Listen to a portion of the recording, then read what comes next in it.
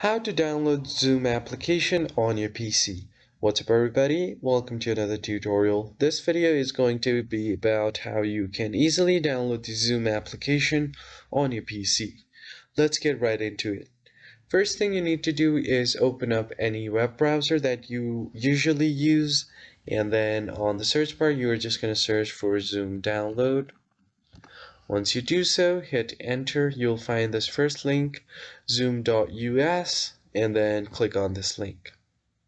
Once you do it, if you scroll down, you'll have different options. So if you want to download it for your Windows, you can find the 64-bit version, 32-bit version, and the ARM64. I recommend you download the 64-bit version. Click on the download option, and a setup file will be downloading on your browser. So once you do this, once the download is complete, you are just gonna click on this installer file, and it will ask you to initialize the Zoom application and install it on your device. So just wait for this process to be complete, and your Zoom application will be downloaded on your device.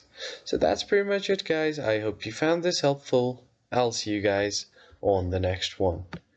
Thank you for watching.